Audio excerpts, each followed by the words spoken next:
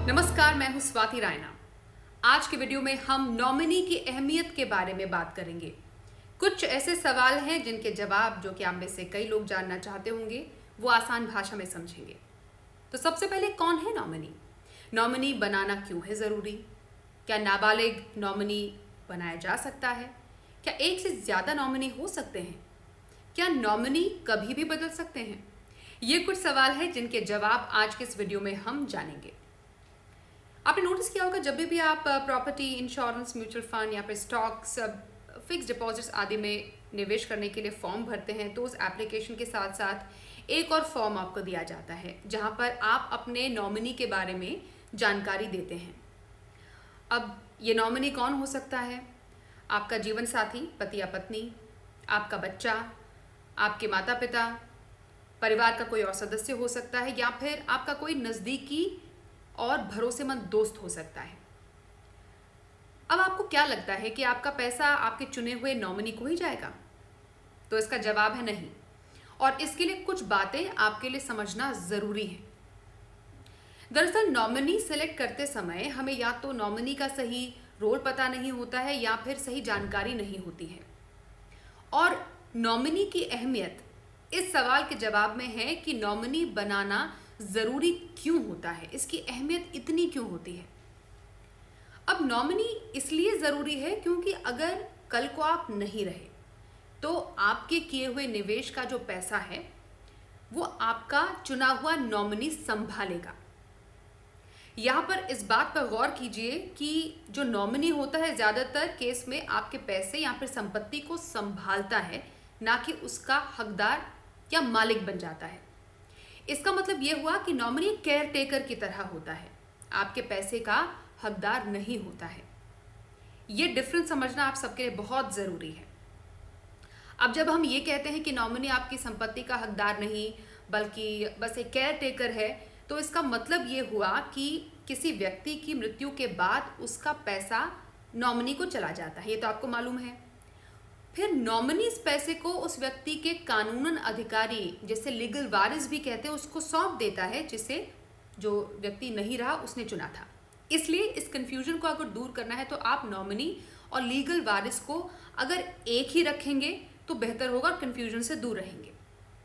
Insurance का example लेते हैं। जैसे आपने इंश्योरेंस में जिसे भी अपना नॉमिनी बनाया है वो इस राशि का हकदार नहीं है, बल्कि जो आपका लीगल उत्तराधिकारी है वही आपके बाद आपके इस बीमा रकम का हकदार होगा। अब नॉमिनी का रोल है मिली हुई रकम को लीगल वारिस में बांटना, जो एक या एक से ज़्यादा भी हो सकते हैं।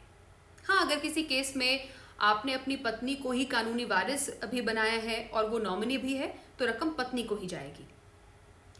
अब अगर बैंक अकाउंट की बात करते हैं, वहाँ पर आपने देखा आप नॉमिनी बनाते हैं, एक खाते का एक ही नॉमिनी रख सकते हैं। उसी बैंक में अगर एफडी है, पीपीएफ है, तो अलग अलग नॉमिनी उनके लिए रखे जा सकते हैं।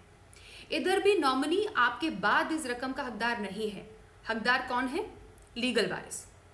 पर जॉइंट अकाउंट के केस में थोड़ा डिफरेंट है। इसमें जो दूसरा अकाउंट होल्डर होता है उसकी किसी एक की मृत्यु होने के बाद जो रकम है उनके पास जाती है। अगर दोनों अकाउंट होल्डर्स की मृत्यु हो जाती है तो ये रकम जाती है नॉमिनी को, और नॉमिनी लीगल वारिस में ये रकम बांट देता है।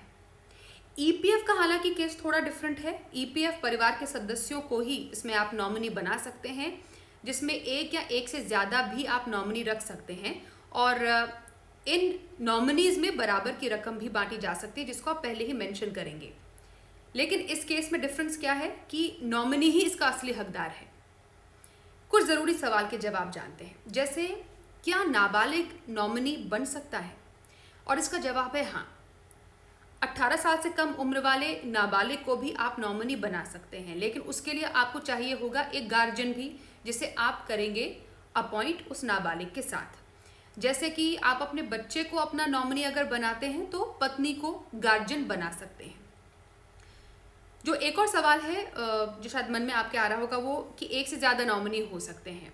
तो बिल्कुल, आप चाहें तो एक से ज़्यादा लोगों को अपना नॉमिनी बना सकते हैं, और अगर चाहें तो पहले ही मेंशन कर सकते हैं कि किसमें कितना शेयर या कितना जो रकम है वो बांटी जाएगी आपके बाद। अब पहले नॉमिनी चूज नहीं किया या चूज कर लिया, बदलना चाहते हैं बदल सकते हैं, बिल्कुल। अब आप चाहें तो जितनी भी बार नॉमिनी बदल सकते हैं। इसके लिए आपको सिर्फ एक फॉर्म भरकर देना होगा और आपका नॉमिनी बदल जाएगा और ये पूरी तरह आपका अधिकार है। अब आप सोच रहे होंगे यहाँ पर लीगल वारिस की बात करें, नॉमिनी की बात करें, तो क्या नॉमिनी बनाने पर भी वसीयत बनाना जरूरी है? तो समझिए, नॉमिनी सिर्फ आपकी संपत्ति का रखवाला है, मतलब केयरटेकर, उसका मालिक नहीं, जिसको आपने अपनी वसीयत में अधिकार दिया है। नॉमिनी के साथ साथ वसीयत बनाना भी जरूरी है, जो कि आपका लीगल वारिस होगा, तो बेटर है वसीयत भी बनाएं। और नॉमिनी बनाते वक्त एक बात का ध्यान जरूर रखें, शुरुआत में ही नॉमिनी अपॉइंट करना बेटर रहता है। नॉमिनी बनाते वक्त विटनेस जरूर रखें, 1 या 2 हो सकते हैं। नॉमिनी उसी शख्स को बनाए जिस पर आपको पूरा भरोसा हो। नॉमिनी और लीगल वारिस को सेम रखना कई केसेस में बेटर होता है, कंफ्यूजन अवॉइड करने के लिए। तो ये थी कुछ बारीकियां जो नॉमिनी को लेकर आज हमने आप सभी को समझाई हैं। अपना ख्याल रखिएगा। नमस्कार।